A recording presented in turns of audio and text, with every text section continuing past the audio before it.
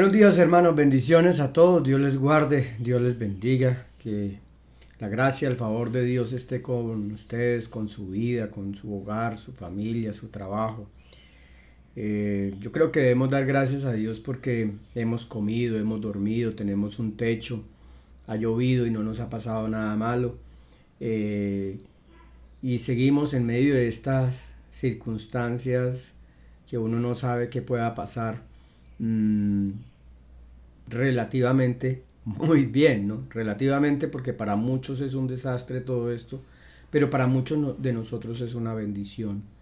Nos pone a pensar cada día, nos pone a reflexionar cada día y también nos pregunta en dónde estará puesta nuestra confianza, sin hacer locuras, sin ir más allá de lo que tenemos que ir, pero sí también estos días, hermanos, les confieso que he estado pensando mucho en la parte apocalíptica, en esa parte del final de los tiempos, cuando Dios dice que habrá pestes, que habrá enfermedades, que habrá pleitos, nación contra nación se levantará.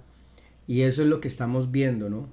Imagínense ustedes esas elecciones de los Estados Unidos, un país tan inmensamente grande, complejo y avanzado, terminar en unas elecciones prácticamente por miles, unos poquitos de miles de votos, definir un presidente y, y eso qué significa, al margen de lo que sea una fracción muy pequeña, que se polarizan, están polarizados en Estados Unidos, estamos polarizados aquí en Colombia, en Bolivia, en Venezuela, ni hablar de lo que ocurre, y así está ocurriendo cada vez más y más.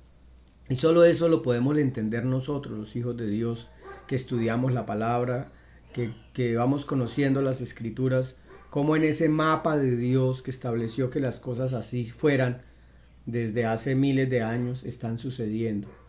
Pero no están sucediendo o no las estamos interpretando solo para decir así lo decía la Biblia, sino recuerden cuando el ejemplo de la higuera, ¿no? El ejemplo de la higuera del Señor nos dijo que cuando veamos todas esas cosas, pues alegrados y erguidos y levantados porque vuestra redención ya está cerca. Entonces, hermanos, de la misma manera, es bueno que nosotros, así como ponemos cuidado ahora a qué entra a nuestra casa, si desinfectamos, si no desinfectamos, también pensemos en nuestra alma en ese sentido, ¿no? ¿Qué está entrando a nuestra alma? ¿Qué contamina nuestra alma? Y cómo prepararnos, porque puede ser en un abrir y cerrar de ojos. No sabemos, las cosas cada día se complican más. Nos dicen que hay una mutación del virus, que ahora se trasladó a los bisones, por allá en Dinamarca creo. Pero también nos dicen que otra bacteria salió de un laboratorio de China y está contaminando a la gente con brucelosis. En fin, ¿a qué jugamos? Es una pregunta bastante complicada de responder, pero nosotros sí tenemos la certeza y la seguridad de que la palabra de Dios es lumbrera a nuestros caminos y nos ilumina en todo esto. Vamos a orar, mis hermanos. Señor, te damos gracias en esta mañana porque te tenemos a ti. Podemos confiar en ti, podemos esperar en ti, y a pesar de que digan los unos y los otros qué es que se debe hacer, Señor, en verdad solo podemos esperar en ti, Señor. Y te pedimos la ayuda para que nuestras vidas estén firmes, para que nuestra alma no se desvíe al infierno, sino permanezca fiel y firme delante de ti, Señor.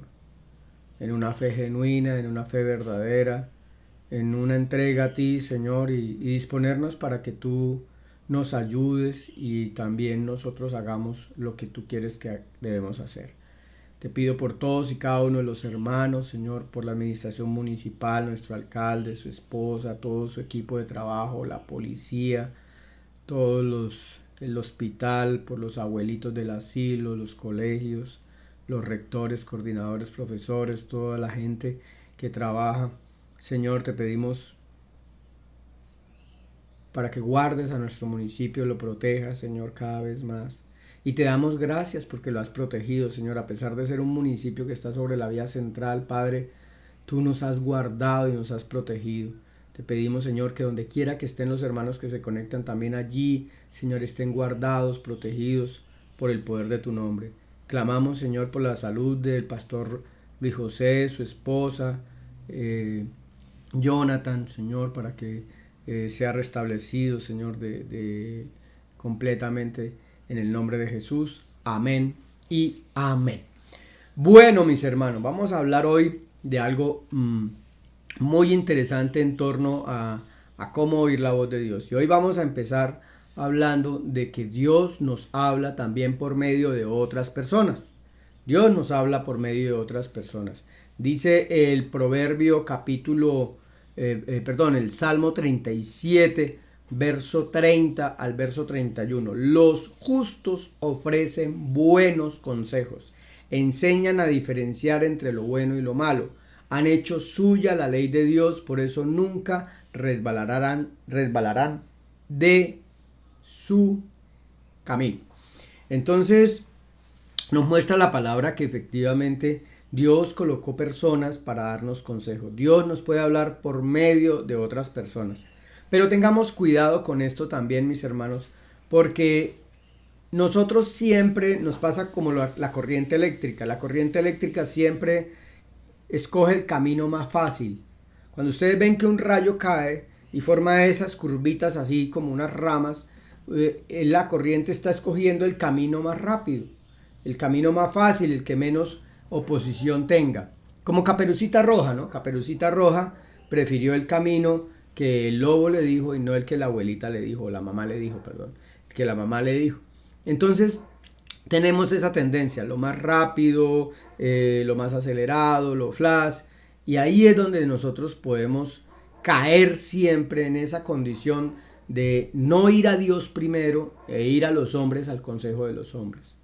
No quiere decir que Dios no nos hable a través de los hombres, claro que nos habla a través de los hombres, pero no puede ser nuestra prioridad, mis queridos hermanos. Eso debemos tenerlo muy claro. Aunque Dios nos habla por medio de las personas, cuando el consejo de Dios es prioritario, frecuentemente se constituye, si en nosotros lo hacemos, o sea, si se vuelve para nosotros esa costumbre de yo voy a llamar a ver qué me dice fulano de tal, yo voy a ir a acudir a él antes de acudir a Dios, antes de orar, antes de saber qué está ocurriendo en mi alma, de mirarme a mí mismo, antes de doblar rodilla delante de Dios. En realidad eso se vuelve una ofensa delante de Dios. Si buscamos a los hombres antes que a Dios, nos equivocamos, porque ¿cómo podemos discernir si las palabras de ese hombre si son de Dios o no? Observe lo que dice el Salmo. Los justos ofrecen buenos consejos, enseñan a diferenciar entre lo bueno y lo malo. ¿Por qué? Porque han hecho suya la ley de Dios. Por eso nunca resbalarán de su camino. Pero cuidado, porque aún nosotros, aún yo puedo no ser objetivo. Aún puedo estar diciendo cosas que quizás no. Entonces, la actitud debe ser diferente, ya lo vamos a ver. Pero entonces tengamos presente eso. La Biblia condena cuando el pueblo va a Egipto a pedir ayuda. Escuche, la Biblia condena cuando el pueblo va a Egipto a pedir ayuda. Y para entender esto tenemos que entender la historia y la geografía de Israel. No tengo un mapa ahorita aquí a la mano, pero a ver si de pronto, escúcheme un momentico a ver si yo lo puedo ubicar para explicarlo mejor. Regáleme un minutico. A ver. Afortunadamente tenemos todos estos medios. Aquí está el mapa Israel.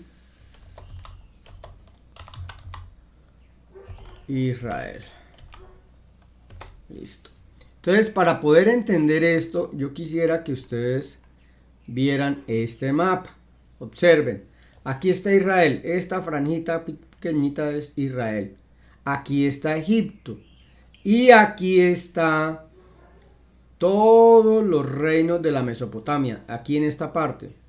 Entonces, tradicionalmente, hermanos, espérenme, corro un poquito para acá para que lo vean mejor. Tradicionalmente Israel quedaba en la mitad, es decir, tradicionalmente no, está en la mitad. Quiero decir, está en la mitad entre una potencia de esa época, estamos hablando de esa época que era Egipto. Egipto era como los Estados Unidos, pero a veces los Estados Unidos eran Babilonia, aquí donde está Irak, toda esta parte, ¿sí? Babilonia, los asirios por aquí. Entonces siempre quedaba Israel en la mitad de dos potencias. ¿Me hago entender? Y los egipcios querían conquistar a Israel o cuando eran fuertes, o cuando eran fuertes los asirios, los babilonios querían conquistar a Israel. Entonces, cuando venía Israel, recuerden que en alguna oportunidad nos narra la historia de los reyes, conquistaron el reino del norte, o sea, cuando se dividió el reino, en época después de Salomón. Entonces, vino Babilonia y empezó a conquistar ciudades, iba avanzando por esta parte, iba avanzando, y muchas veces Israel bajó a Egipto a buscar ayuda, y eso fue condenado por Dios, porque ¿cómo era posible que buscara la ayuda en una nación y no buscara la ayuda en Dios? Eso nos enseña, mis queridos hermanos, entonces, a que el consejo y la ayuda de los hombres, sí, porque nosotros estamos para ayudarnos y todo lo demás, y así es, pero no podemos depender de eso. Dios es Dios y es un Dios celoso. Dios es un Dios celoso, mis hermanos.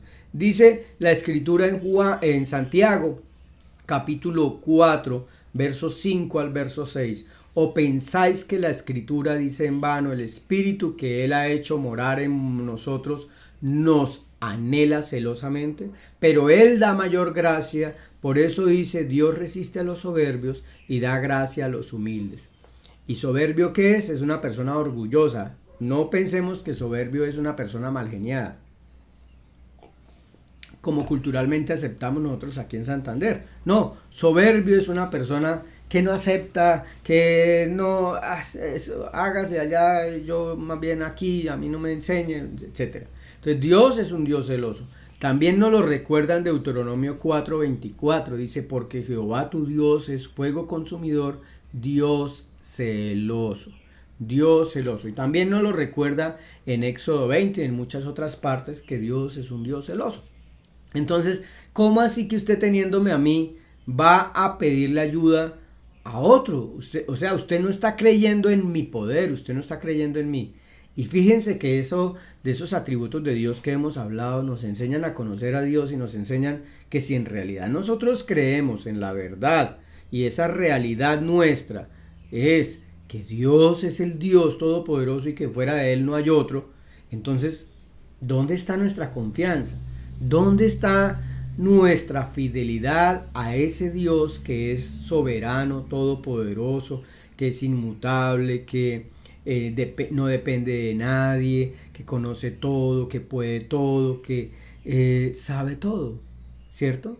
Entonces, fíjense, yo me acuerdo, no sé si alguno de los líderes se acuerda, alguno de los hermanos, que había un niño en la iglesia, o bueno, una familia más bien, y el niño comía mucho, entonces desayunaba en la casa y se iba para las casas de los vecinos a decir que no le habían dado desayuno. Y el niño se salía, iba y repasaba una casa, dos casas, y allá pues obviamente se conmovían y le daban desayuno. Hasta que una de esas señoras pues puso la queja, ¿cómo es posible que esa mamá tan desnaturalizada no le dé comida a los niños y los mande a la calle a pedir? Pues lo que pasa es que el niño comía mucho, quedaba como con hambre y entonces tenía esa costumbre. Nosotros también tenemos una sobrina que cuando estábamos en San Gil, llegaba a la casa y decía, nosotros le ofrecíamos desayuno y desayunaba, pero ya había desayunado o luego iba a su propia casa y volvía y desayunaba. Pues imagínense eso, o sea, al margen de lo cómico o lo gracioso que pueda hacer esto, ¿cómo se puede sentir un padre que su hijo vaya y reclame lo que su padre le tiene que dar a otro? Entonces entendamos por qué Dios, siendo Dios, cuando nosotros acudimos a otro poder, ¿cierto? A otro poder, a un poder delegado de Él, como en el caso de nosotros los seres humanos, cuando dependemos de ese poder, pues entonces estamos diciendo sencillamente, tú no me eres suficiente, Dios, tú no me respondes. Entonces el problema no es Dios, el problema es que nosotros ponemos la confianza y la seguridad en lo que nos digan los hombres, porque nos es más fácil. Recuerde que a nosotros tenemos tres motivaciones principales. Recuerden ustedes las motivaciones que nosotros tenemos para hacer las cosas, la motivación de sentirnos bien. Entonces es más fácil y sentirnos bien que alguien nos diga qué es lo que tenemos que hacer. ¿Sí? Es más útil para nosotros que alguien nos lo diga, más práctico, más beneficioso. Y la realidad es que nosotros somos muy perezosos para buscar a Dios, para escuchar la voz de Dios, para leer. Leemos la Biblia y como no la entendemos la cerramos. No, hay cosas que no vamos a entender, pero que leyéndolas todos los días el Señor nos va a ir aclarando poco a poco. Entonces, mis hermanos, la recomendación para todo esto es que nuestra ayuda, como dice el Salmo 121, nuestra ayuda venga del Señor. Dice, alzaré mis ojos a los montes. Representemos los montes como los problemas, los obstáculos. ¿De dónde vendrá mi socorro frente a ese monte que yo tengo que atravesar y que me parece imposible? Lo más fácil es decirle al amigo, ayúdeme, o primero ir a acudir a Dios, ¿cierto? ¿De dónde vendrá mi socorro? Mi socorro viene de Jehová. No entiendo, no comprendo, no entiendo nada, no sé nada, pero mi socorro viene de Jehová. Ayer un hermano me contaba un testimonio muy hermoso de cómo Dios lo guardó de que su carro se volteara, de que su carro sufriera pérdida. Y en el momento en que está en esa situación nos desesperamos, nos angustiamos, decimos cosas que no son, nos echamos las culpas. Pero si recordamos que Dios es el Dios que tiene control de todo, pues entonces las cosas están en su sitio. Y me decía que efectivamente la doble del carro estaba dañada y él había renegado el día anterior de que la doble estaba dañada. Pues cuando el carro casi se le voltea, si hubiera tenido la doble, si lo hubiera aplicado, entonces esa doble hubiera hecho que el carro se hubiera volteado. Digamos que Dios nos va enseñando poco a poco. La próxima vez ya entendemos un poquito más y antes de ponernos de mal genio, nosotros dependemos de Dios. Pero no, naturalmente el consejo que yo doy va sirviendo. Dios nos va hablando también a través de otras personas. Pero eso lo vamos a hablar mañana en el devocional. De manera que, mis hermanos, la prioridad es que nosotros busquemos a Dios primero. Dios coloca consejeros, pero Dios tiene que ser la primera fuente de consulta nuestra, ni nosotros habituarnos a que siempre nos responda el hombre qué es lo que debemos hacer. Señor, te damos gracias en esta mañana, colocamos delante de ti